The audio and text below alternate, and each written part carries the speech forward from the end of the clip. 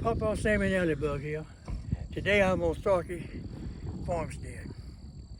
They have created a walking food forest. They're working on it big time. They got a 1/4 acre here.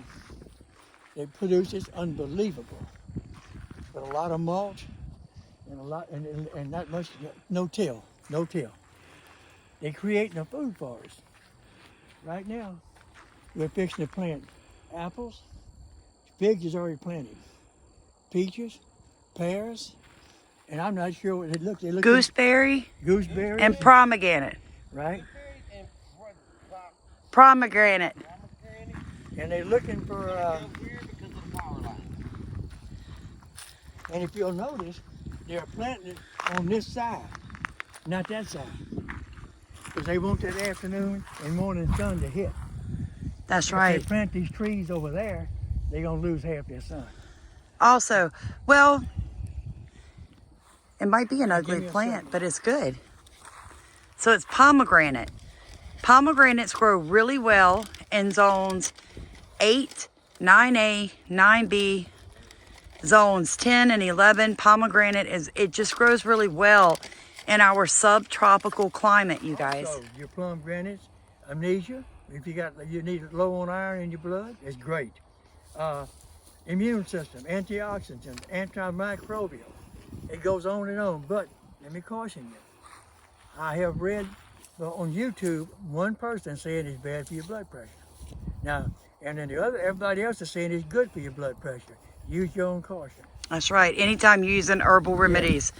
And listen, I'm 82 years old.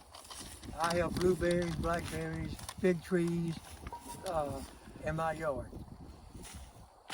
But when you start a food farm like Stephen Starkey and Samantha Starkey is doing here at their homestead, be patient. It takes 5 to 8 years for these trees to start blooming. It depends on what you plant.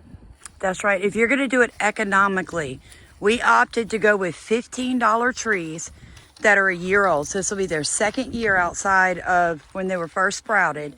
So we are looking at a good 5 years before we pull a harvest. Now, we could have invested in $300 a tree, and within 2 years, we could have gotten apples or peaches, but you need to do it economically.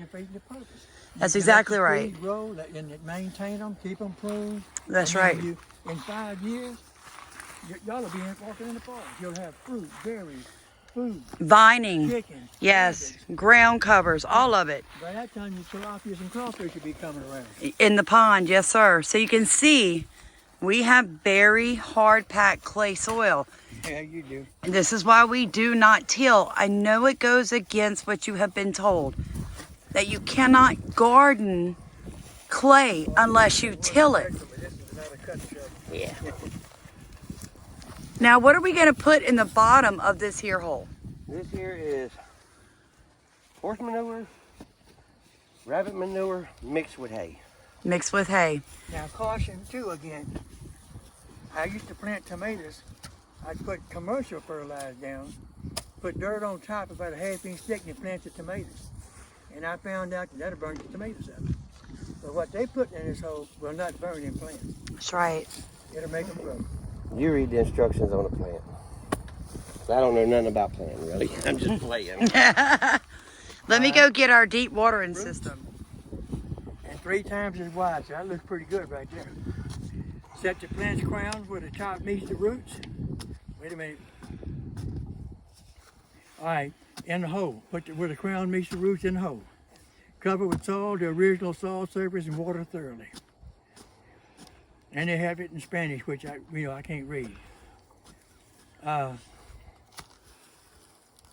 Yeah, and during this plant can be planted as soon As your first hard frost is over. as soon as the ground is workable. Oh yeah.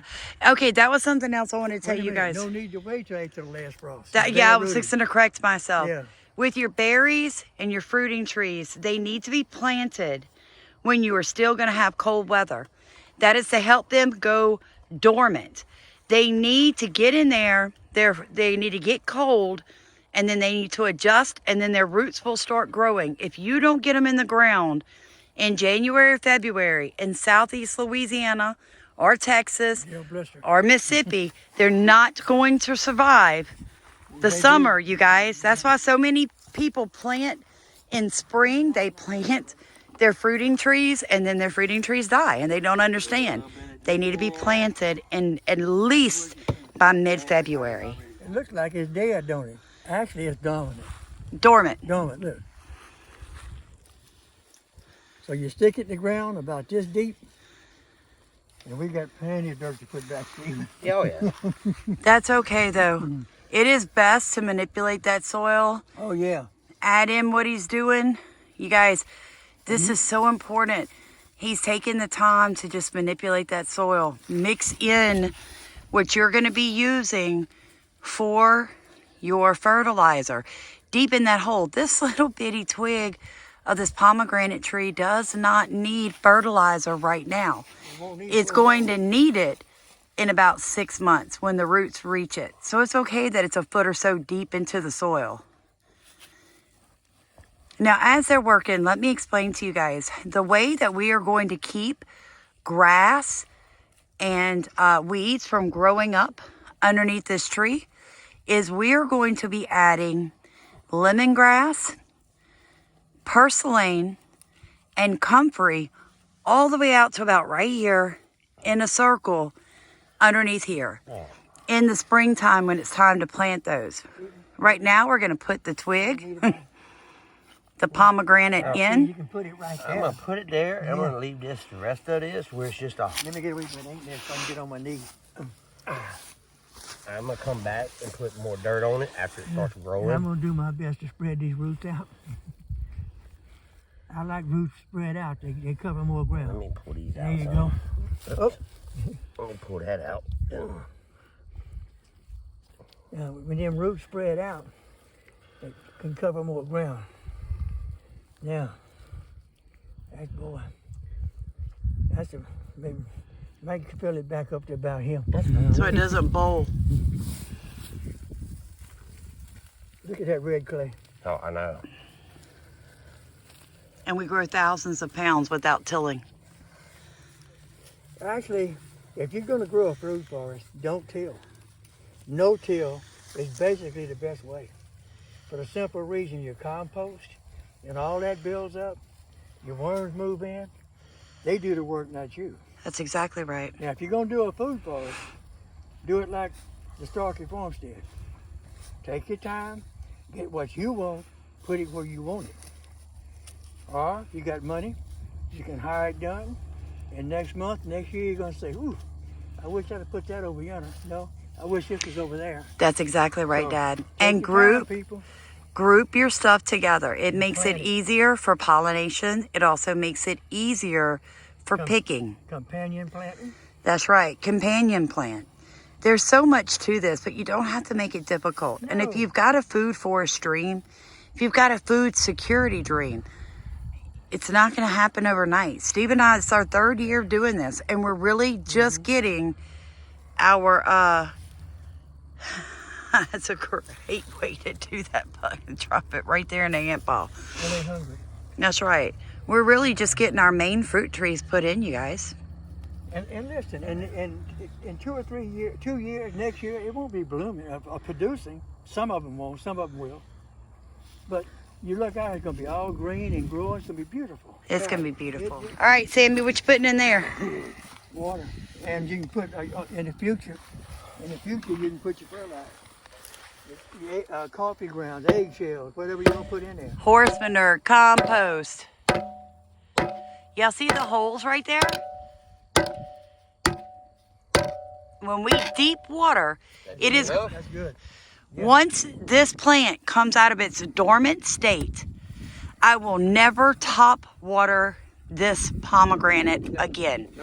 I will water solely from that water tower. Pack the dirt around the roots. So remember that, guys. For the next couple of months, we're going to water just like my husband is right now.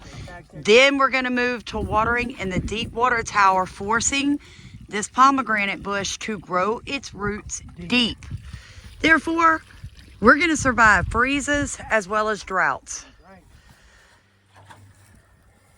Now we have come and mulch this whole area in with dead hay.